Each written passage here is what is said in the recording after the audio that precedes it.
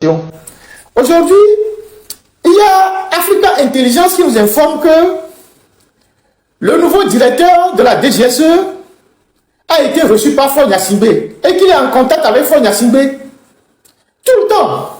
Je vous lis l'article. En tout cas, une partie de l'article. De Lomé à Abidjan, Nicolas Lenner tente de donner un nouveau souffle à la DGSE. À la tête du service de renseignement extérieur français depuis un peu plus de 2 ans, Nicolas Lenner tente de renouveler les interlocuteurs de la DGSE en Afrique de l'Ouest. Dans une région en pleine reconfiguration, il mise sur ses bonnes relations avec Lomé et Rabat. Écoutez très bien, que la DGSE mise sur ses bonnes relations avec Lomé et Rabat.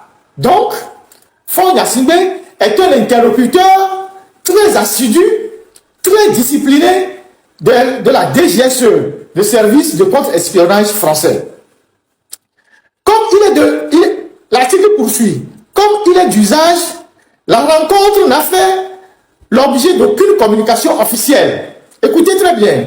Comme il est d'usage, la rencontre n'a fait l'objet d'aucune communication officielle. Elle a réuni lors du premier trimestre de l'année, et donc cette année, donc il y a encore quelques mois, le patron de la DGSE, la Direction Générale de la Sécurité Extérieure, Nicolas Lenner, et le président togolais Faure Gnassingbé. Le premier avait fait discrètement le déplacement de la capitale togolaise pour s'entretenir avec le chef de l'État togolais Faure Gnassingbé. Depuis son arrivée à la tête de la DGSE en janvier 2024, le nouveau patron du renseignement extérieur français a été en contact direct à plusieurs reprises avec Faure Gnassingbé. En amont de cette rencontre à Lomé, ils ont échangé régulièrement au téléphone. Donc, le directeur général de la DGSE a échangé régulièrement au téléphone avec Faure Gnassingbé.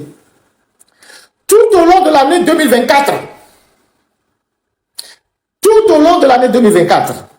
le premier entretien a eu lieu dès le mois de février, soit quelques semaines seulement après l'arrivée de Nicolas Lenner à la tête du service.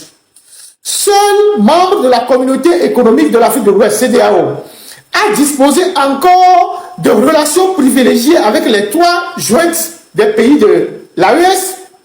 Lomé fait figure de partenaire stratégique aux yeux du nouveau patron de la DGSE, alors que cette dernière est en quête de nouveaux interlocuteurs dans la région en pleine reconfiguration.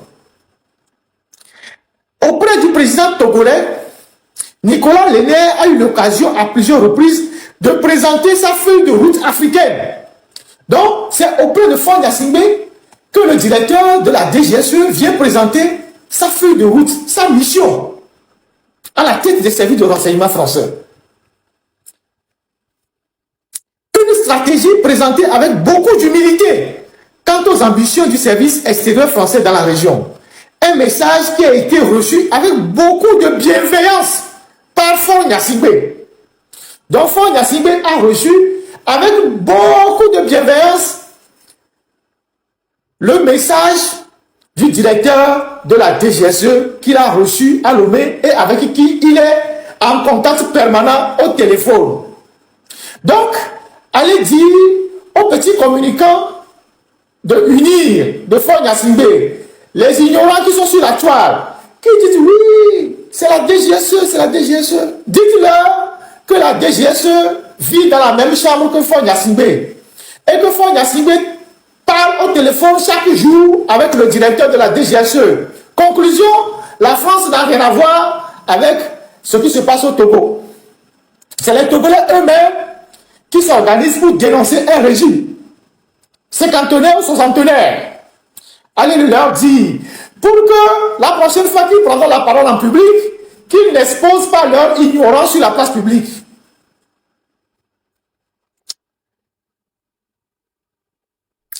Donc, un message qui a été reçu avec beaucoup de bienveillance par Faure Gnassingbé. Âgé de 47 ans, 20 ans de moins que son prédécesseur, le chef de la DGSE présente un profil particulièrement apprécié par le président togolais. Donc, le chef de la DGSE présente un profil particulièrement apprécié par le président togolais. Donc, Faure apprécie énormément le profil du directeur de la DGSE.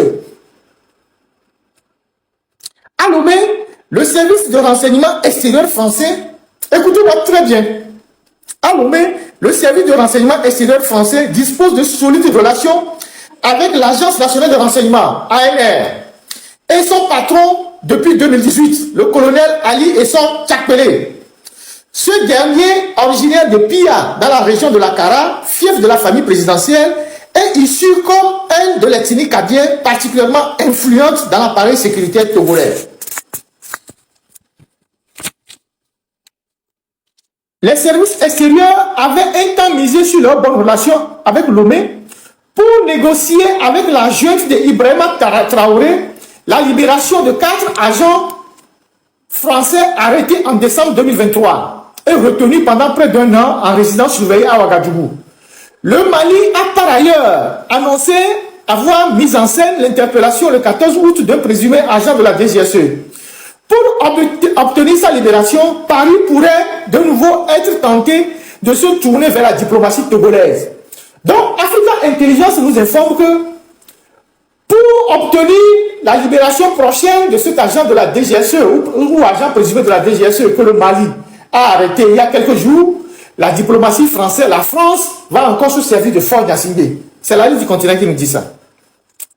Mais si Lomé avait jusqu'au bout mené des pourparlers dans le dossier burkinabé, c'est finalement grâce aux efforts de la Direction générale des études et de la documentation marocaine que les 4 hommes ont été libérés, au moins en décembre 2024. Le service de renseignement marocain, qui, comme celui de Lomé, dispose d'étroites connexions avec les pays de l'AES, fait ainsi figure d'interlocuteur stratégique pour la DGSE pour continuer à opérer dans la région. Voilà, l'article est très long, mais la partie qui concerne le Togo que j'ai voulu partager avec vous. Donc, la prochaine fois qu'un kidam de UNIR ou du système RPT UNIR sur la toile va ouvrir son groin pour dire que oui, que c'est la France ou c'est la DGSE qui manipule les gens, dites-leur que le directeur de la DGSE et Fort Gnassingbé prennent le café ensemble chaque matin et qui s'appellent régulièrement